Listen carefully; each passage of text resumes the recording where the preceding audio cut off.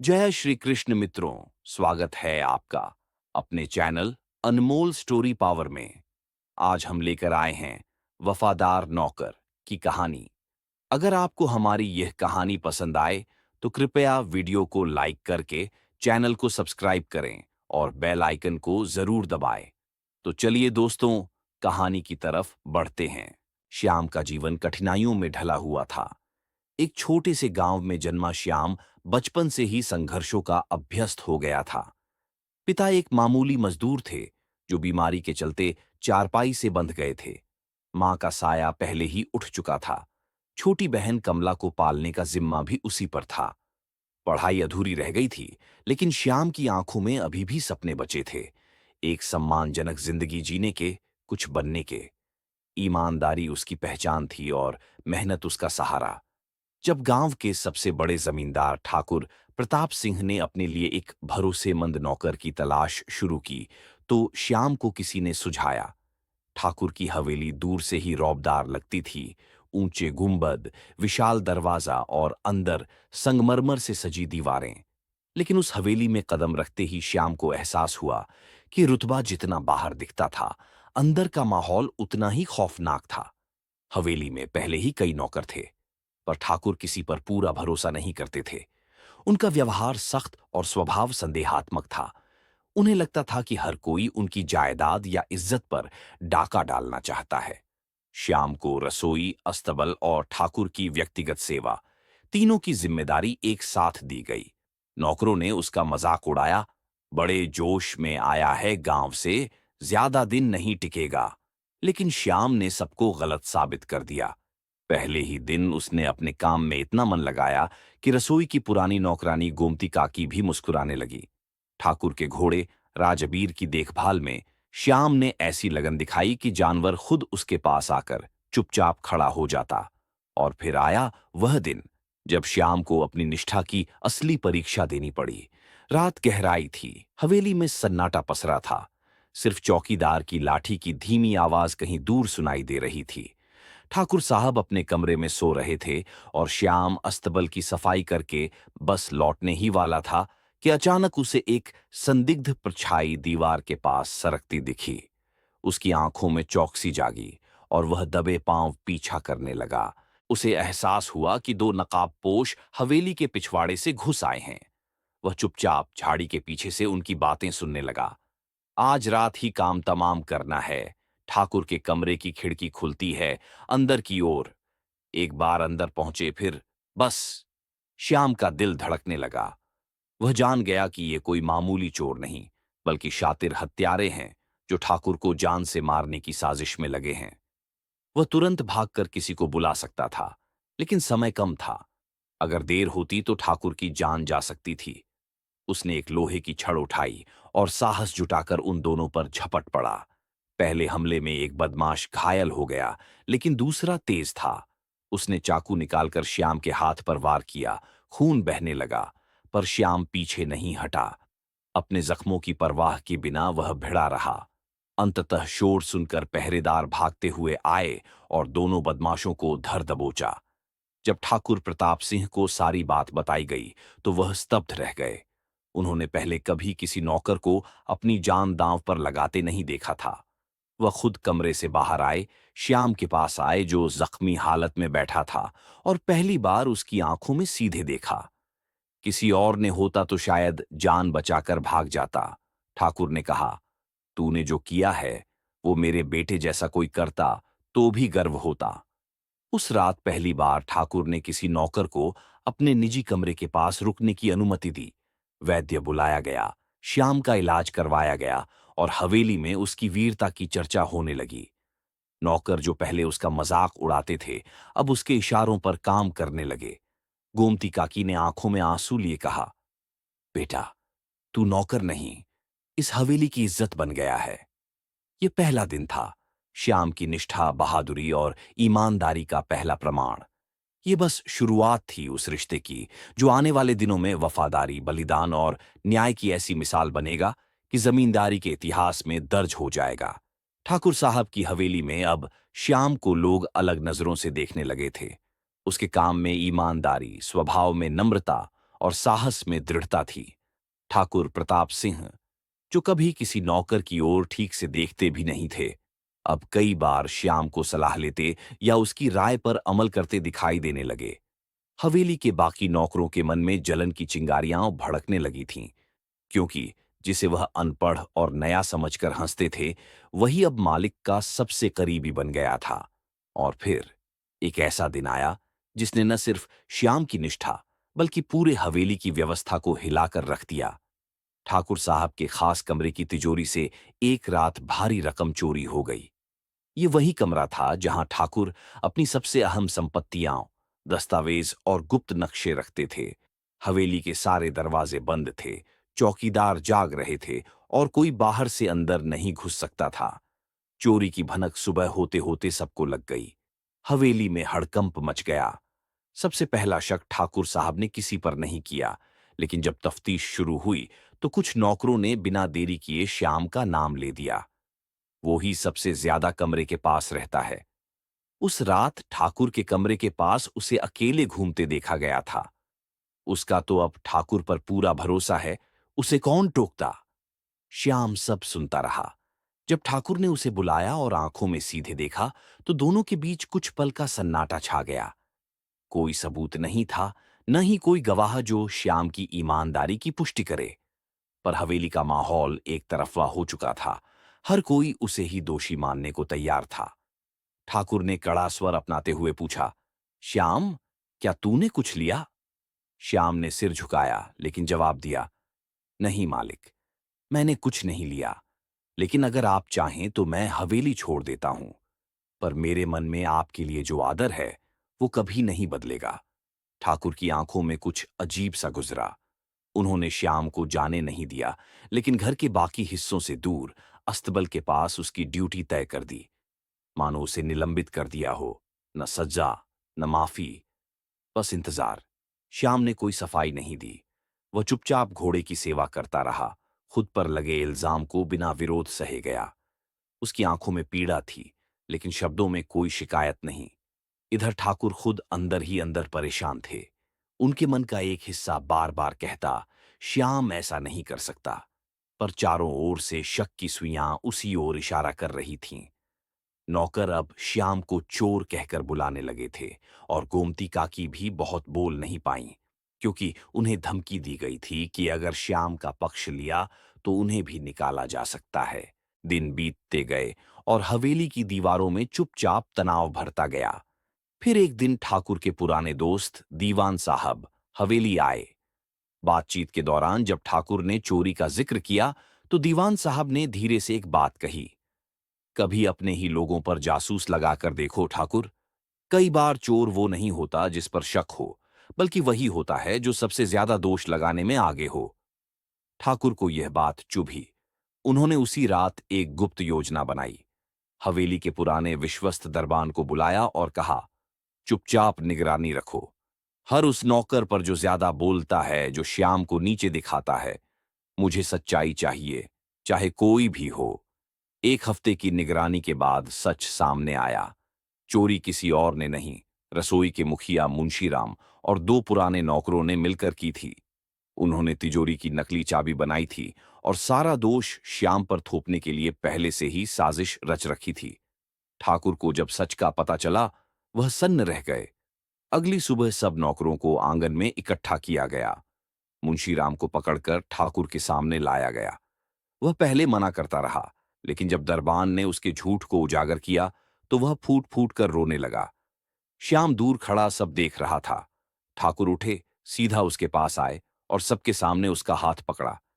पहली बार उनकी आवाज में अफसोस था। श्याम, माफ करना, मैंने तुझे पहचाना पर तेरे धैर्य और ईमान की गहराई को नहीं समझा। तू इस हवेली का नौकर नहीं, मेरी इज्जत है। पूरा आंगन सन्न था। नौकर जो उसे चोर कहते थे, अब झूठी नजरों से देख रहे थे। श्याम ने कहा, कुछ नहीं, बस मुस्कुरा दिया, क्योंकि उसे पता था सच्चाई चिल्लाकर नहीं, धैर्य से जीती जाती है। उस दिन के बाद से ठाकुर ने श्याम को केवल वफादार नौकर नहीं, अपने परिवार का हिस्सा बना लिया। लेकिन कहानी यहीं खत्म नहीं हुई थी, क्योंकि आने वाले समय में श्याम को अपने स्वामी के लिए फिर ऐसे फैसले लेने थे जहां न सिर्फ जान की बल्कि आत्मा की कसम लेनी पड़ी। हवेली में अब श्याम की जगह तय हो चुकी थी। वह सिर्फ एक वफादार नौकर नहीं, ठाकुर प्रताप सिंह का विश्वास पात्र और सबसे नजदीकी सहयोगी बन चुका था। अब ठाकुर भी उसे नाम से नहीं, स्नेह से बुलाते थे और उसकी राय जमीन जायदाद से लेकर घर के झगड़ों तक में ली जाने लगी थी। लेकिन सबसे बड़ा परिवर्तन ठाकुर के इकलौते बेटे विक्रम सिंह के साथ श्याम के संबंधों में हुआ। विक्रम शहर से पढ़ाई पूरी करके गांव लौटा था, घमंडी, तेज तर्रार और अपने ऊंचे कुल का बहुत गुमान लिए हुए। वह श्याम को कभी भी भाई की तरह नहीं देख पाया। उसे लगता था कि एक नौकर चाहे कितना भी वफादार हो, उसका मुकाबला नहीं कर सकता। लेकिन ठाकुर के दिए हुए विशेष स्थान ने विक्रम के अंदर असंतोष भर दिया था। श्याम ने कभी विक्रम के व्यवहार का बुरा नहीं माना। उसका स्वभाव ही ऐसा था। वह सेवा को धर्म मानता था और आदर देना ही जानता था। लेकिन नियति को कुछ और ही मंजूर था। एक दिन विक्रम अपने कुछ शहर के दोस्तों के साथ हवेली से दूर नदी किनारे शिकार पर गया। श्याम को भी उनके साथ भेजा गया, पर इस बार वह केवल सेवक नहीं, सुरक्षा का भी जिम्मेदार था। जंगल के उस पार कुछ इलाके ऐसे थे जो अब भी डकैतों के कब्जे में माने जाते थे। लोग दिन में भी उधर अकेले जाने से डरते थे। शिकार के जोश में विक्रम और उसके मित्र नदी के उस पार निकल गए, जबकि श्याम बाकी सामान और खाना तैयार करता रहा। दोपहर ढल चुकी थी जब श्याम को घोड़े की हिनहिनाहट सुनाई दी। फिर दूर से गोलियों की आवाज आई। श्याम ने झटपट एक खच्चर पर चढ़कर नदी पार की। वहां पहुंचते ही उसने देखा विक्रम और उसके दो मित्रों को कुछ डकैतों ने घेर लिया था। वे शहर से आए थे, लेकिन यहां की खामोश हिंसा को समझ नहीं पाए थे। विक्रम के हाथ में बंदूक थी, पर डर के मारे कांप रहा था। डकैतों ने उन्हें पकड़ लिया था और फिरौती की मांग कर रहे थे। श्याम को देख डकैतों ने हंसते हुए कहा, "ये क्या ले आया? एक और बंदा मारने के लिए?" लेकिन श्याम ने सिर झुकाया और कहा, "मुझे ले जाओ। ठाकुर साहब के बेटे को छोड़ दो, उसकी जान कीमती है। मैं तुम्हारी हर बात मानूंगा।" डकैत हंसे। "तेरा क्या है? तू तो नौकर है।" श्याम ने जवाब दिया, "हाँ, मैं नौकर हूं, पर इस घर की इज्जत की रक्षा मेरी जिम्मेदारी है। विक्रम बाबू को कुछ हुआ तो ठाकुर साहब टूट जाएंगे। मुझे मार दोगे तो फर्क नहीं पड़ेगा, पर उन्हें छोड़ दो।" डकैतों को यकीन नहीं हुआ, पर उनकी आंखों में श्याम की सच्चाई उतर गई। उन्होंने सौदा रखा। "ठीक है, तू हमारे साथ चल और अपने मालिक से पैसे लाकर दे, वरना जान जाएगी।" श्याम ने एक बार भी पीछे नहीं देखा। वह उनके साथ चल पड़ा और विक्रम को छोड़ दिया गया। विक्रम उस समय समझ नहीं पाया कि श्याम ने क्या किया, पर जैसे जैसे वह वापस लौटा और ठाकुर को सच्चाई बताई, हवेली में मातम जैसा सन्नाटा छा गया। ठाकुर प्रताप सिंह उस रात सोए नहीं। उनका सबसे विश्वास पात्र नौकर, जिसे वह अब बेटा मानने लगे थे, अब डकैतों के पास था। अगले दिन ठाकुर ने बड़ी रकम इकट्ठा की और खुद जंगल की ओर जाने को तैयार हुए। लेकिन जैसे ही वह जाने को हुए, श्याम खुद हवेली के दरवाजे पर खड़ा मिला, थका हुआ, जख्मी, मगर मुस्कुराता हुआ। "डकैतों ने मुझे छोड़ दिया मालिक," श्याम बोला। "शायद उन्हें यकीन हो गया कि मैं सचमुच आपकी इज्जत के लिए जान दे सकता हूं।" ठाकुर ने दौड़कर उसे गले लगा लिया और पहली बार उनकी आंखों में आंसू छलक पड़े। विक्रम, जो यह सब दूर से देख रहा था, कुछ पल तक मौन रहा। फिर वह आगे आया, श्याम के पैरों की ओर झुका और बोला, "भाई, आज समझा, खून से नहीं, कर्म से रिश्ता बनता है।" श्याम ने उसे उठाया और कहा, "आप मालिक हैं, मैं सेवक। मेरा धर्म है सेवा करना, बिना किसी बदले की चाह के।" उस दिन हवेली की ईंटों में नमी सी बस गई थी, क्योंकि एक नौकर ने न सिर्फ वफादारी दिखाई, बल्कि वह त्याग कर गया जो कई खून के रिश्ते भी नहीं कर पाते। लेकिन यह अंत नहीं था। जीवन अभी श्याम की अगली परीक्षा के लिए रास्ता बना रहा था। एक ऐसी परीक्षा जिसमें उसे अपने अतीत से टकराना था और भविष्य की दिशा तय करनी थी। वह में अब श्याम एक प्रतीक बन चुका था, वफादारी का, साहस का और सच्ची सेवा का। ठाकुर प्रताप सिंह का भरोसा उस पर अब बेटे से भी बढ़कर था और विक्रम भी अब उसे भैया कहकर बुलाने लगा था। हवेली में उसकी बात मानी जाती थी, उसकी सलाह सुनी जाती थी और उसकी मौजूदगी ही सबको सुरक्षा का एहसास देती थी। लेकिन जैसे-जैसे हवेली में उसका आदर बढ़ा, वैसे-वैसे किस्मत एक और कड़वा मोड़ लेने को तैयार बैठी थी।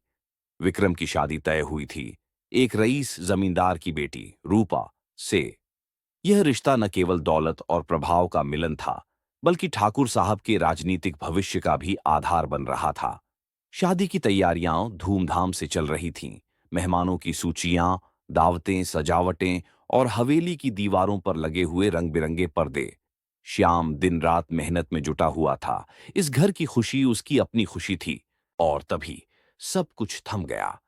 शादी से एक हफ्ता पहले श्याम को हवेली की पुरानी कोठरी में कुछ दस्तावेज मिल गए, पुराने बक्सों की सफाई करते हुए।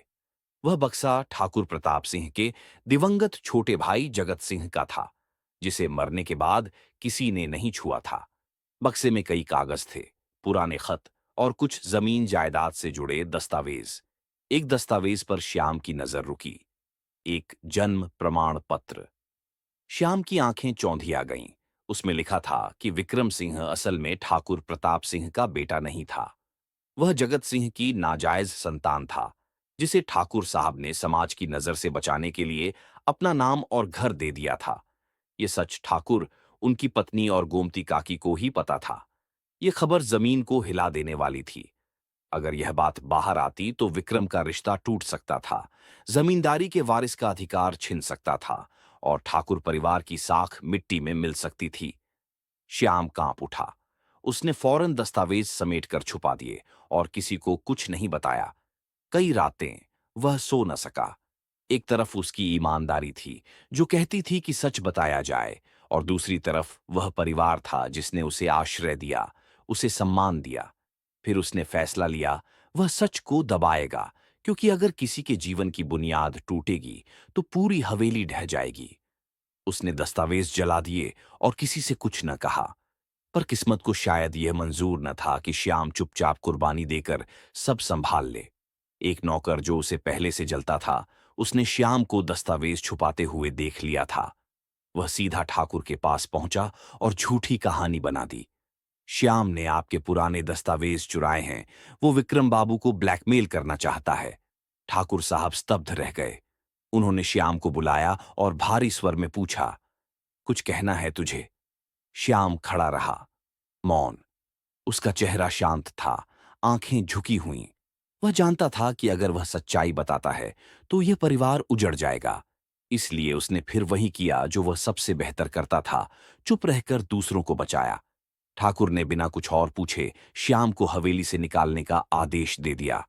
गोमती काकी ने चीखकर विरोध किया। विक्रम ने समझाने की कोशिश की, पर ठाकुर के दिल में शक घर कर गया था, और शक का जहर विश्वास से ज्यादा तेज होता है। श्याम बिना कुछ कहे एक गठरी में अपने कपड़े बांधकर हवेली से निकल पड़ा। गांव वालों ने देखा, जिसे उन्होंने सबसे ईमानदार माना, वह चोर की तरह धकेला जा रहा है। सालों तक वह अपमान उसकी आत्मा में गूंजता रहा। वह शहर चला गया, छोटी मोटी नौकरी की और फिर एक मंदिर में रहने लगा। उसने किसी से अपना दुख नहीं कहा, बस सेवा करता रहा, गरीबों की मदद करता और खुद को समय के हाथों सौंप दिया। इधर हवेली में भी धीरे धीरे शांति लौटने लगी। शादी हुई, विक्रम पिता बना, लेकिन किसी के मन से श्याम की परछाई नहीं गई। ठाकुर बूढ़े हो चले थे, पर उनके भीतर एक सवाल रोज जागता, क्या श्याम सचमुच दोषी था? क्यों उसने कुछ कहा नहीं? वर्षों बाद गोमती काकी जब बिस्तर पर अंतिम सांसें गिन रही थीं, उन्होंने विक्रम को बुलाया और सच्चाई बताई। वह फूट फूट कर रो पड़ी। बेटा, श्याम ने सब कुछ जानकर भी अपने मुंह पर ताला लगाए रखा। तुम्हारे लिए, इस हवेली के लिए, हम सबके लिए। विक्रम को जैसे करारा तमाचा लगा हो।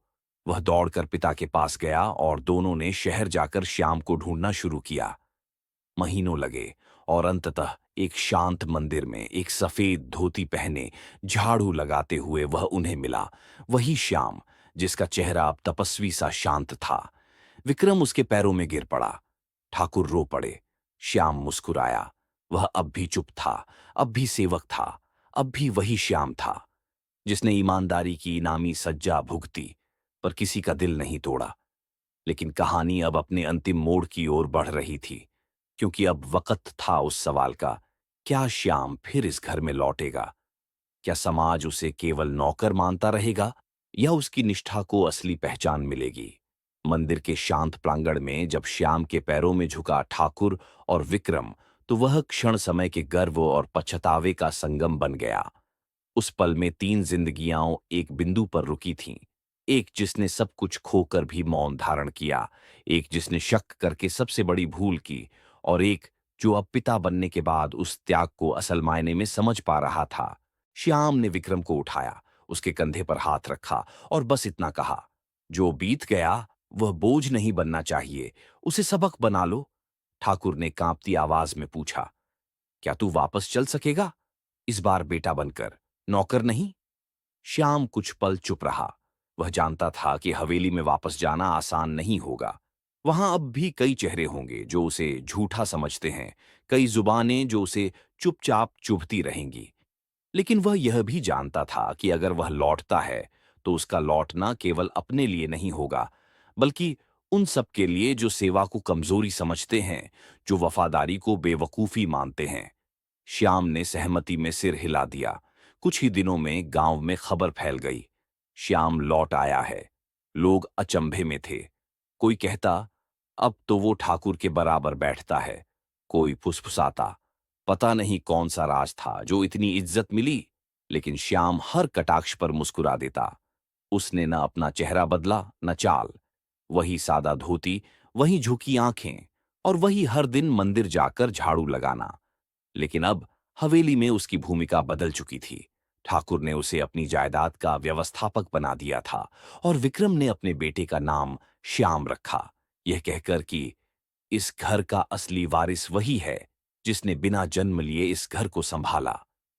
हवेली में जब कोई नया नौकर आता तो श्याम ही उसे सिखाता, यहां काम करना नहीं, सेवा करनी है। मालिक की झूठी चाय से पहले उनकी सच्चाई समझनी होती है। और जब कोई पूछता, तुम्हें कभी गुस्सा नहीं आता इतनी बेइज्जती के बाद, तो श्याम एक ही उत्तर देता, अगर सेवा में स्वाभिमान घुल जाए तो वह सौदेबाजी बन जाती है। गांव में अब उसे श्याम भैया कहा जाता था, और जब वह मंदिर में झाड़ू लगाता तो बच्चे उसकी नकल करते। वह अब एक नाम नहीं, एक प्रतीक बन चुका था। चुपचाप लड़ने वाले, मौन में बोलने वाले और सेवा में तपस्या ढूंढने वाले मनुष्य का प्रतीक। लेकिन सच तो यह था कि उसका पुनर्जन्म हुआ था, उसी हवेली में जहां उसे झूठे इल्जाम में निकाला गया। अब उसकी तस्वीर दीवार पर ठाकुर और उनके पूर्वजों के साथ टंगी थी। नीचे लिखा था, वफादारी का चेहरा श्याम। और गांव के लोग जो पहले उसे नौकर समझते थे, अब बच्चों को सिखाते थे, देखो, जो सबसे बड़ा सेवक होता है वही सबसे बड़ा इंसान बनता है। ये कहानी श्याम की नहीं, हर उस व्यक्ति की कहानी थी जो अपने धर्म, अपने ईमान और अपनी चुप्पी में ताकत रखता है। ये सिर्फ वफादार नौकर की गाथा नहीं थी, ये उस युग का आखिरी आदमी था जिसने बिना शोर किए इतिहास रच दिया। शायद श्याम ने कुछ नहीं लिया, पर वह सब कुछ दे गया, और यही थी उसकी जीत, न शोहरत की, न संपत्ति की, बल्कि आत्मा की। समय नदी की तरह बहता रहा। हवेली, जो कभी जमींदार प्रताप सिंह की कठोरता से जानी जाती थी, अब अपने उदार स्वभाव और शांत वातावरण के लिए प्रसिद्ध थी। ठाकुर साहब स्वर्ग सिधार चुके थे। विक्रम अब अधेड़ उम्र का हो चला था, और हवेली की जिम्मेदारी पूरी तरह श्याम के हाथों में थी। हालांकि अब वह बूढ़े हो चले थे, कमर थोड़ी झुक गई थी, चाल धीमी हो गई थी, लेकिन उनकी आंखों में अब भी वही चमक थी, सेवा, ईमान और कर्तव्य की। अब गांव के लोग उन्हें बाबा कहकर पुकारते थे। जब श्याम मंदिर जाता तो बच्चे आगे बढ़कर झाड़ू पकड़ने की होड़ लगाते, और युवा उसके पांव छूकर आशीर्वाद मांगते। हवेली का हर फैसला अब भी श्याम के विचार से गुजरता था।